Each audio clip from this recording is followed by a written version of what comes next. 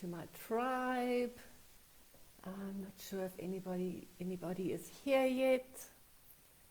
This morning you're going to get me raw, unfiltered, unplugged, the Lynette version that has just arrived back from an in-person NIA class.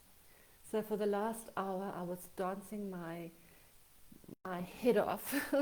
I was dancing with a beautiful Tribe Sober member, Janine, and her friend, and there were so many beautiful people that we danced with. And I thought, gee, I could actually do my Facebook Live today on lessons that I learned in a NIA class. And what did we dance today? We danced connection. And I'm talking today about being 4 years sober, the lessons that I learned, and I'm still learning. And I'm so delighted to share with you. And I'm going to really share with you as if we are just having a chat. We're having coffee together and we're sharing about our journey. So let me see who's here. And let me know if you can hear me. And as I'm sharing, just if you want to ask me a question, pop it in the comments box, or make anything. You can ask questions, you can comment, you can just bring your beautiful selves here this morning. So where to start? Here do I start? I thought I would start 4 years ago when I had a not this moment. Because prior to 4 years ago, I was always stopping and starting and taking breaks, and then this was going to be it. And I was always searching for that magical pill, that magical strategy. Maybe this one has this therapist is the right one, or maybe if I just go and swim with the dolphins, I'll get it. Or maybe I'll have an awakening when I'm doing an ayahuasca journey. Or maybe it's just that I'm so depressed and I should actually be microdosing with psilocybin mushrooms. Tried it all, had been there, done it, had amazing experiences with dolphins, felt myself being beamed by the dolphins, and thought new neural pathway. I still remember that day as if it was yesterday. There I was, immersed in the beautiful Indian Ocean in Mozambique, and this dolphin came swimming up to me, and we made contact, and there was like this click moment. And then they blow these bubbles, and they make these sounds, and I felt so yummy and delicious. And as I came up back into the boat, I was levitating. I was in bliss. I think that dolphin gave me so much oxytocin and endorphins and everything. But I'd felt seen by a dolphin. I'd felt the connection. I was in heaven.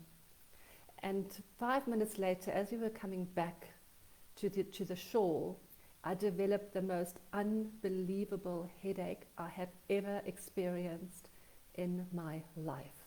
I thought I was having an aneurysm. And Shakti, who was leading us through the last 3 days of this retreat, said to me I was building a new neural pathway, and that sometimes it could be painful. So as I reflect on all of those beautiful experiences, and I can connect the dots now, because maybe I wasn't quite ready then to hear, to make the changes, because I was so much focused on the dolphin healing me. I didn't realize that actually I needed to heal me. I needed to find connection to myself. So 4 years ago, there I was, after all of these wonderful things that I did, these beautiful experiences, and having thought this was it, now this time I got it. I was sitting in my car and I was driving to work, and I had the most hideous headache, hangover from yet another vodka binge. And just dialing back to 2 months before this day, I'd actually done the Tribe Sober workshop. And I'd been I'd been staying on the bus, and I'd been doing really well. And then I had a week of being on a binge, which started with going with a friend for a birthday dinner, and I thought, I'll just have one glass of wine. And before I knew it, a week later, in my car, on the way to work, I could barely look through my eyes. They were so swollen. The aircon was blasting full onto me. My windows were open. It was a cold August morning. And I felt like death. And I had what Liz Gilbert calls not this moment. I was just like, all I know is I cannot do this anymore. It's like that inner voice, that inner wisdom, that inner spirit or that inner soul voice that's still there, that's still saying, don't give up, don't give up. And anything, I said to myself, anything, not this, just not this. And it was a terrifying moment when I realized I would need to do something. I would need to change something. And it wasn't going to be external. And if you're here today and you are having a not this moment, you've got a hangover, or you're thinking about drinking again, I want you just to think about a not this moment. Anything but not this. And I decided to take it really seriously. Somehow inside me I knew I couldn't do this anymore. I was slowly killing myself. I was depressed, I was exhausted, I was anxious, I was inflamed, and that's the reason I told everybody why. I told my husband why I needed to drink, and the reason why I was in that state was because I drank. What an irony. So what changed? I had a not this moment. I had a deep desire that this could not be all my life was supposed to be. On my tombstone, this woman, Lynette, had so much potential, and then she drank it all away into oblivion because she couldn't do life.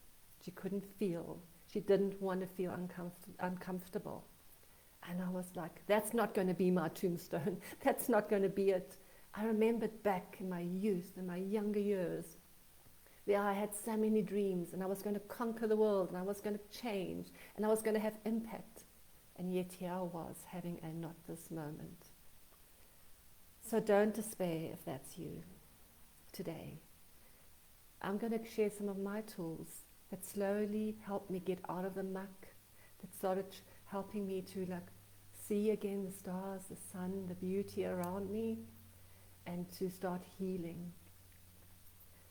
So I remembered that this workshop that I'd done, I'd been really deeply touched by the stories of the people on the workshop with me, and I decided to plug back into the WhatsApp group. If there was nothing else I was going to do, I was going to plug back into the WhatsApp group.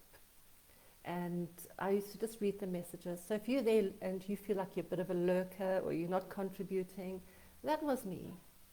I just wanted to be part of something, and I could see myself in other people's stories.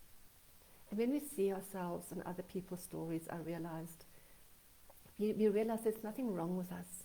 We're just human, having a human experience, and that if this person could change, I can change.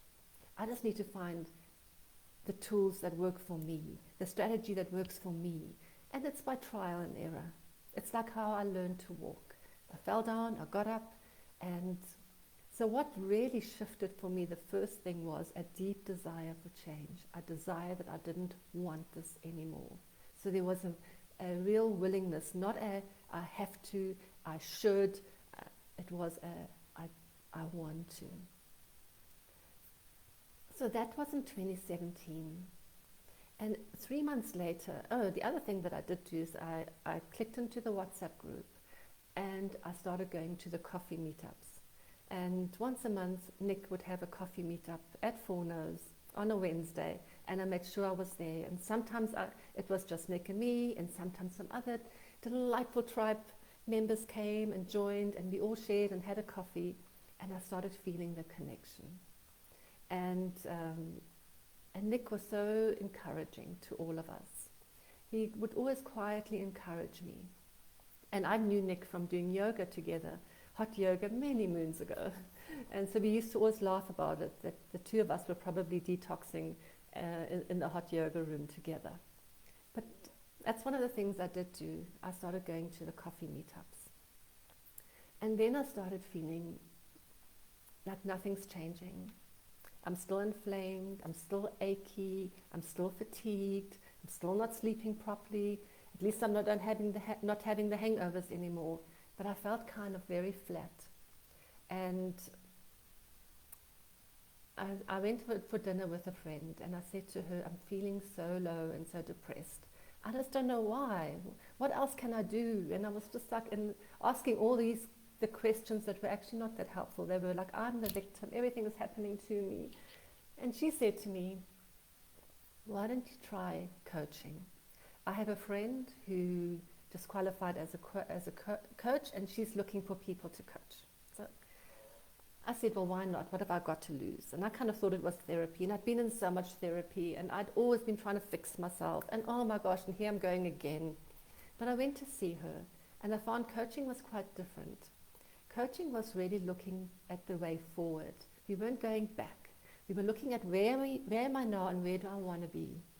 And I realized that I needed to take certain actions, and I needed to start taking small little steps towards my future, which I wanted to be bright and sunny and light and fun. I was so tired of this heaviness. And let me tell you, I was the perfect victim. Things were always happening to me. I was always having to deal with difficult people at work, and I had a difficult manager, and everything was always just so heavy for me. And then I went to coaching, and I discovered a fantastic coaching tool that blew me away. For the first time, I realized that I was responsible. I was responsible for all my thoughts, all my feelings, all my actions, and for all the results that I was creating in my life. It had nothing to do with my circumstances. And I remember saying to Nick, I think I need to go and have a really good goal now. I'm going to go and finish my psychology degree. I'm going to qualify. And he said to me, but Lynette, you've been getting so much from the coaching. Why don't you do coaching? And you know, Janet is always looking for coaches. And I decided to say yes to that. So I call 2018 my year of saying yes, of really listening deeply, and if something resonated, something that was good and would have a good outcome, I would say yes to it. And specifically if it was difficult but had fantastic rewards. What I used to do, I discovered, is I used to buffer my uncomfortable feelings. So I would always look for the instant feel good, the instant reward, the instant gratification, so that I could have the relief now. And I learned that no, I can be with the uncomfortable now and have the relief later. I have the reward later. And my coaching journey was very much like that. It was very uncomfortable. I got incredibly uncomfortable. I had to learn again. From years of drinking, I felt like my short-term memory was no longer there. And I had to reignite it, and I had to regrow this brain. And I started a fascination with the brain and how the brain works and how to heal the brain. And I started learning about neurotransmitters, about endorphins and dopamine and oxytocin and serotonin, and how these are not on permanent supply, and we need to generate them, and that we can generate them. And when we generate them from within, and we learn how to do it, there's nothing that can stop us. We can make these. And I even did a talk, I think, one of my first early talks was about the 4 horses, where I really went into these neurotransmitters. And I started to think about, well, how do I heal my brain? If I'm always telling everybody, oh, I'm just dopamine deficient. Actually, everybody's dopamine deficient. We need to generate the dopamine every day. The brain is always looking to generate more dopamine. It doesn't just give it to us in endless supply. And I started to understand why. Because it's linked to our survival. If we just had endless dopamine and oxytocin and all these good things, we would never get out. We would never have gotten out the cave. And so often I feel like I never want to get out of my cave. I just want to stay in my house. I don't want to risk, I don't want to extend my comfort zones. We get very comfortable. And when we get very comfortable, our dopamine depletes. Isn't that just amazing? Because it's saying, no, time for something new, time to get out of this. And if we don't listen and we don't learn something new and we don't put ourselves out there, we start to buffer. And I learned about buffering. I learned about that when I find myself watching lots of Netflix or eating lots of chocolates, or in the past when I was drinking, I was buffering. I was buffering away the uncomfortable feelings of now and getting instant relief. And the brain loves it. The motivational triad of the brain is avoid pain and seek pleasure, and the fastest and quickest way. And in today's world, we can get those instant rewards from cookies, from fast foods, from shopping. We have so much available to us. There's so much overconsumption that's happening. And when we are looking and we're finding ourselves consuming a lot, it's a sign that we're buffering. We need to get to also creating. I was like, even buffering was cleaning the house. I didn't realize how far removed I was from my feelings. And yet everything I did and didn't do was because of how I felt. When I realized that my feelings were driving my actions. So when I was just sitting there watching Netflix, I would say to myself, well, what is the feeling that I'm wanting to escape from? What is it that I really want right now? And I often realize, even today, that the underlying feeling for me is fear. Fear of rejection, fear of not being good enough, fear of not making things work, fear of being found out as an imposter. All of those things still run the show for me. And I mean, you'll probably by now, if you spend a bit of time around me, know that I'm a huge Liz Gilbert fan. And she did this wonderful talk on when she was promoting her book, Big Magic, on fear. And that fear is constantly with us.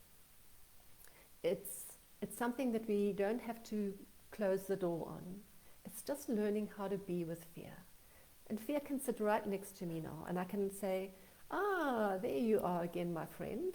What are you trying to tell me I'm afraid of? So when I find myself buffering, I know, or I'm procrastinating, I always know there's an underlying emotion that's uncomfortable that I don't want to feel.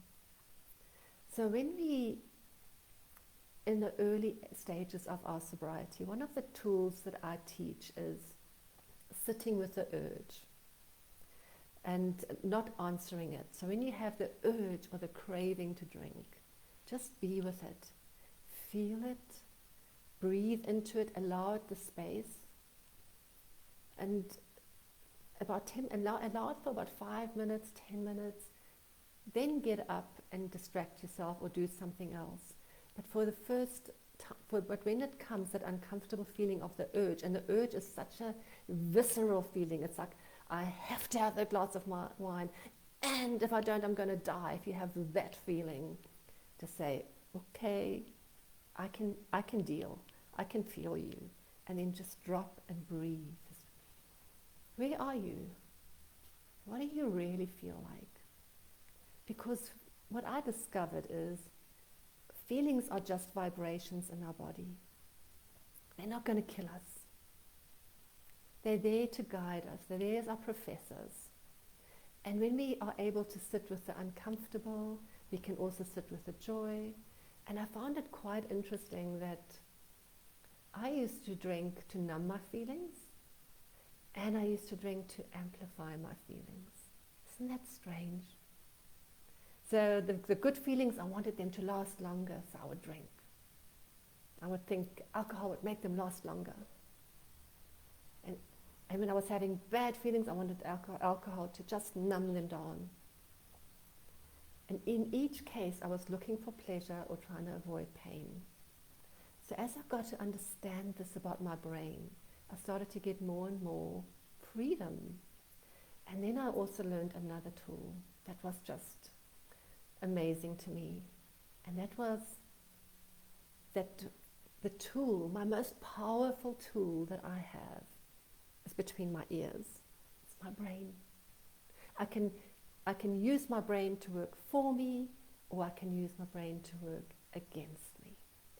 So I choose to let it work for me. And how can I get the most out of this beautiful brain? I mean, it's unbelievable when we start getting curious. And there's another quality that I've learned. And the saying that curiosity killed the cat is just a belief. That's not true. I realized, I believed, curiosity just kills the cat. So rather be safe. We take on these false beliefs all the time, these thoughts that we think are true. So I learned to challenge my thoughts, my beliefs.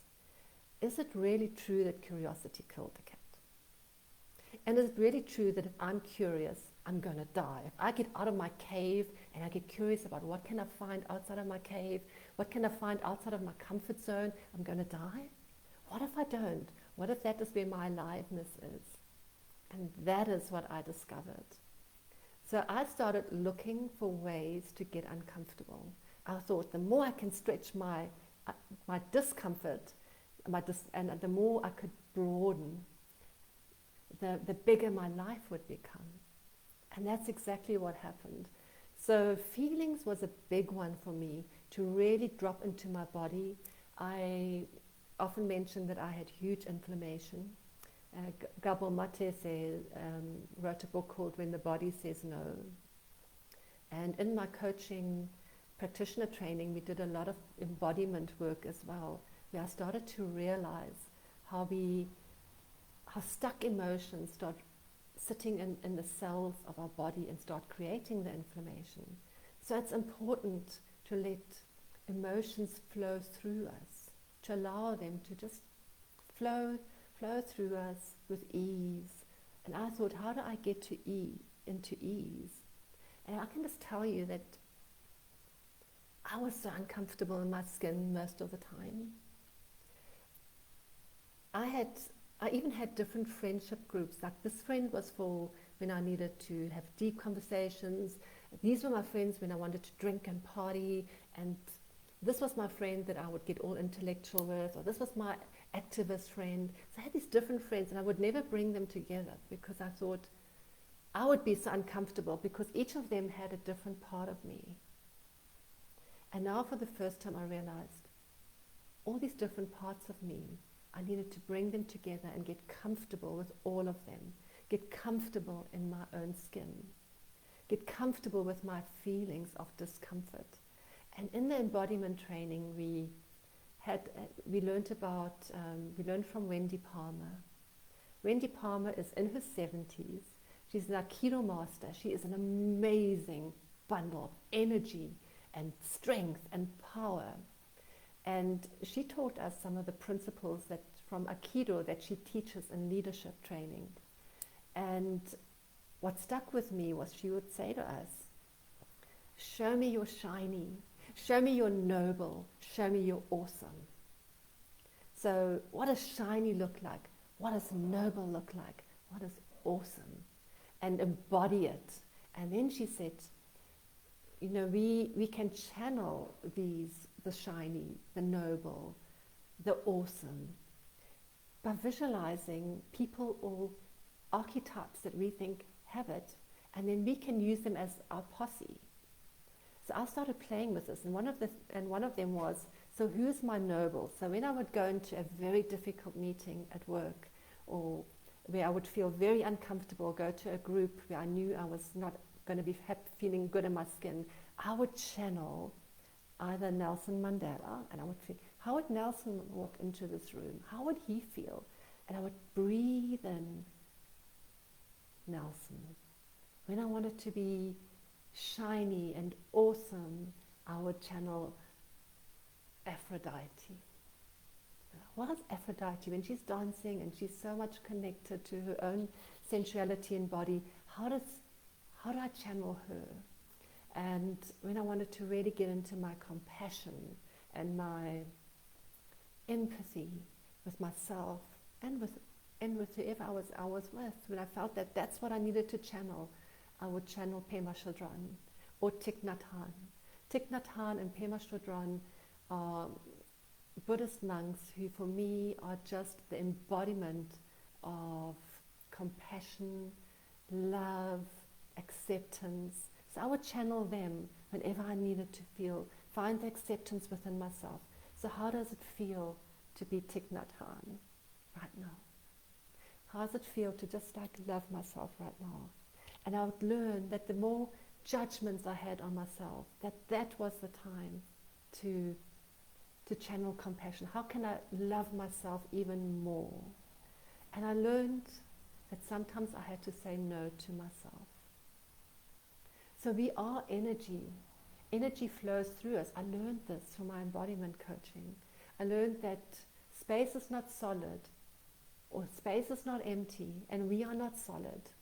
So when we start to channel archetypes, and when we start to embody strength, and we start to channel feelings for us, then we start to realize that we're connected to a bigger picture. We're connected to much more than just this little person who's not feeling good. And I found so much power in being able to channel my posse, and I still do it. And it works like a bomb. So if you're here today and you want to channel, and I remember also, I love to channel the Dalai Lama, and I want to be wise and witty and humorous and love, and he brings all of those elements. I had the absolute honor and blessing of not meeting him personally, but seeing him at a launch of a university here in Johannesburg, where he was brought in because the owner was a transcendental meditation and a Buddhist. How would I say, person, had that vibe. That was this thing, and he started this initiative, and we were involved through the company I was working with in some of the funding, and the Dalai Lama was at the opening. Wow. When he walked in, just that energy that he had, it was so much compassion.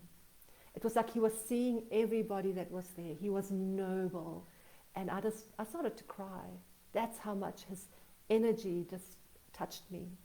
So all of these experiences, I started to gather them, and I said to myself, if I can spot it, I've got it. So if you can spot it, you've got it. So if I can spot that noble, I've got it. If I can spot the craziness, the dysfunction, I've got it. And I can own it all. And that's another tool that I'm learning still today that is really helping me. And that is that I can hold both. I can hold that something can be fantastic and that it can also be difficult. I can hold both.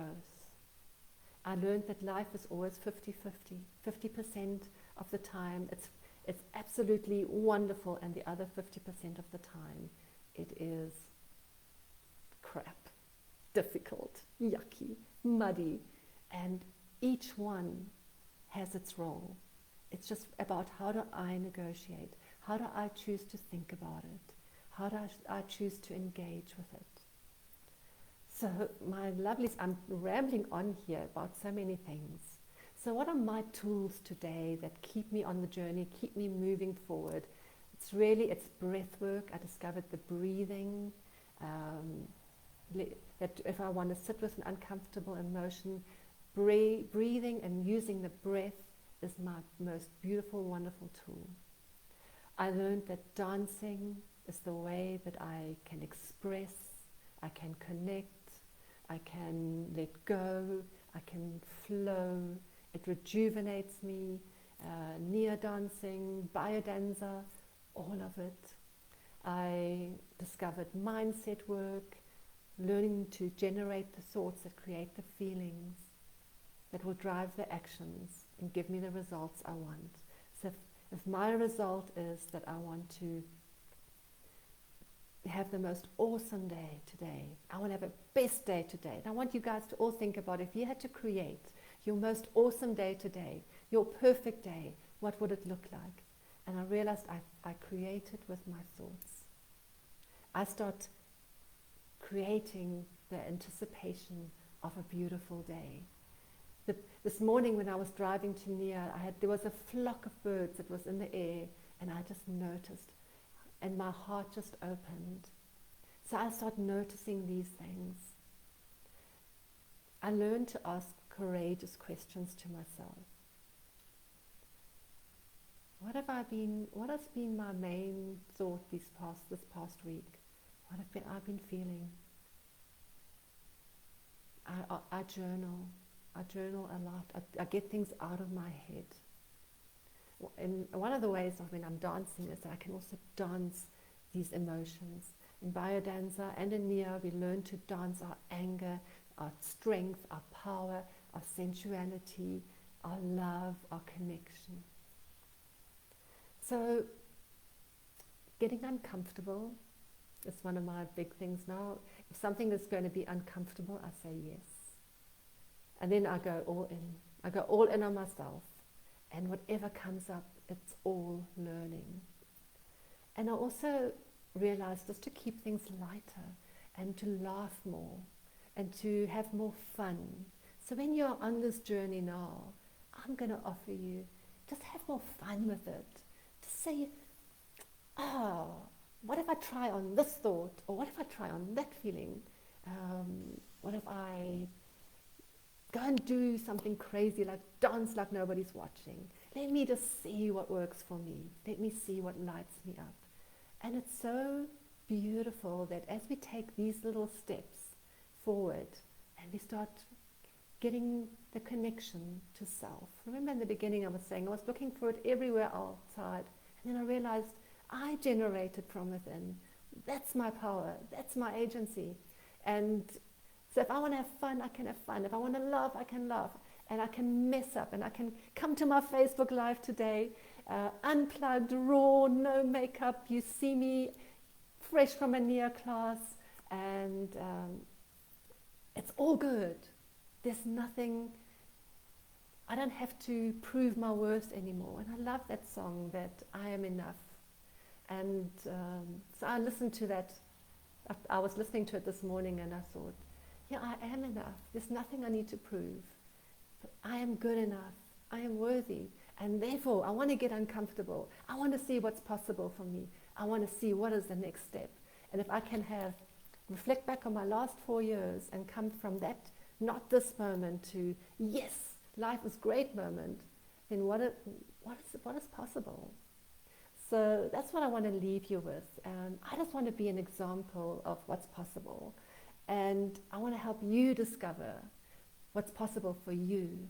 And I want you to also have the best life, create the best version of yourselves, but from love, from compassion, from kindness.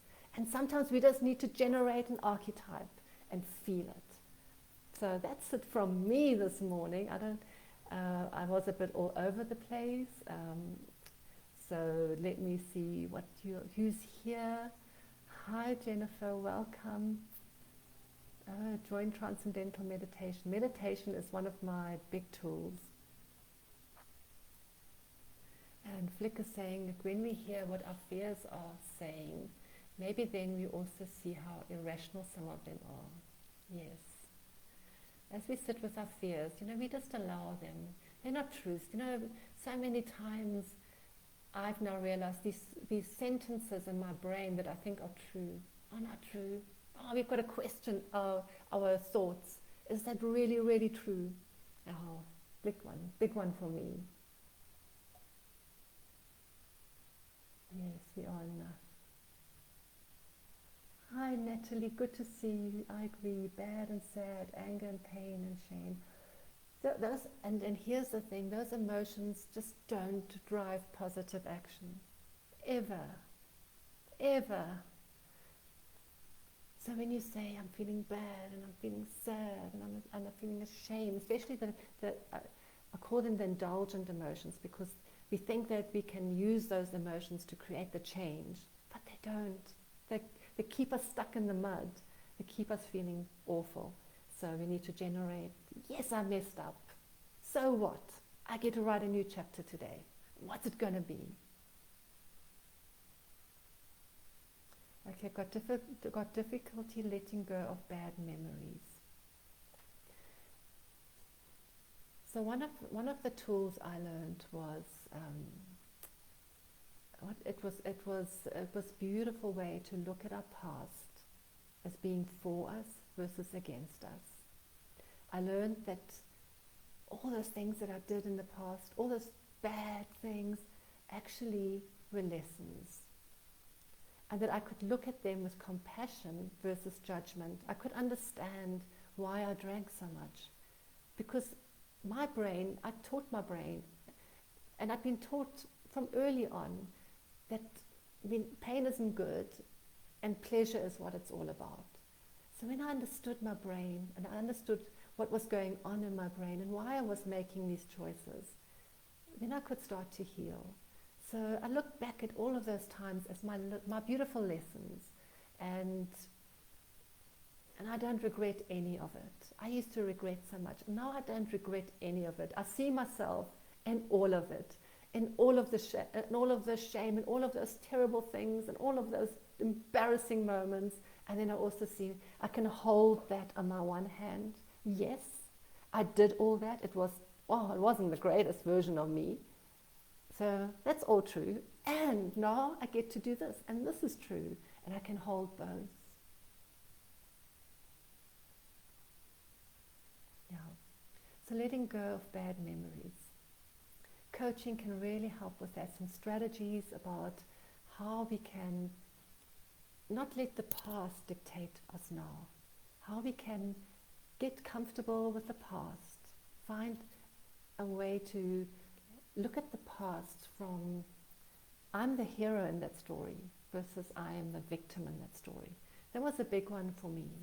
I used to often think that things happened to me and I had no control and I was just the victim and these terrible things happened.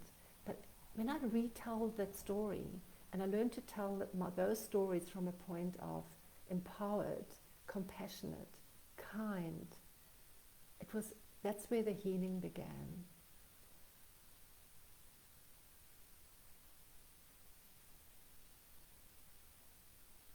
Okay, how can we start off getting comfortable with being uncomfortable? I feel worried about doing this. Great question. The first thing, Mandy, I would say is, so ask yourself, what's wrong with being uncomfortable? Because actually I'm uncomfortable all the time. I am actually okay with being uncomfortable, because when I wake up in the morning with a hangover, that's uncomfortable. When I have the shame of, what did I say last night? That's uncomfortable. So we're actually doing a lot of uncomfortable already. But now we can say, I'm going to allow those feelings. And the best way that I learned to get comfortable with being uncomfortable was not to resist it. It was not to try and push it away or to numb it down with food or alcohol, but just to say, I'm safe now. I can feel this. And let me get curious about this uncomfortable feeling. Like, what does it feel like? So, Mandy, I would invite you, when you're feeling uncomfortable, even if it's just initially you can just do it for a minute. Just be with it. Breathe with it. Just breathe. Where are you? It's just a vibration in my body. Where do I sense you? Where do I feel you? And just breathe into the discomfort and breathe it out. Try that. Starting to talk to feelings, Natasha, yes. Yes, Flick. With the urge and with fear, focus on breathing. Inhale, exhale, just let the fear be. Tummy breathing. And it's really, when you use your breath and you're breathing into the discomfort. I even learned to do this with my pain. When I was so achy and I had incredible a lower pain, back pain, upper shoulder pain, aches in my legs, I would just breathe and you know that the breath is our healer. The breath that we breathe in beautiful oxygen that energizes and heals every cell. And then when we breathe out carbon dioxide, all that doesn't serve us. And I would visualize, and I would really I've really learned to visualize when I'm breathing in, what am I breathing in? I'm breathing in oxygen. What am I breathing out? I'm breathing out carbon dioxide. And then, how beautiful is this? That as I'm breathing out the carbon dioxide, the trees and the plants around me are breathing it in, and then they're giving it back to me as oxygen. And so we are all connected. So breathing, breath work, one of my most powerful tools that I turn to. And even when I'm feeling the anxiety coming up, when I'm about to do something uncomfortable, go into a meeting or go into a scenario where I'm not feeling that confident, I channel my Dalai Lama or my Nelson. And even in that channeling, but when we go more upright and we breathe in, we're breathing in oxygen. Wendy Palmer says we're actually breathing in testosterone. When we go into noble, and then when we breathe out, we can breathe out with compassion. Channel Pema Chodron, Thich Nhat Hanh, Mother Teresa, whoever embodies that for you.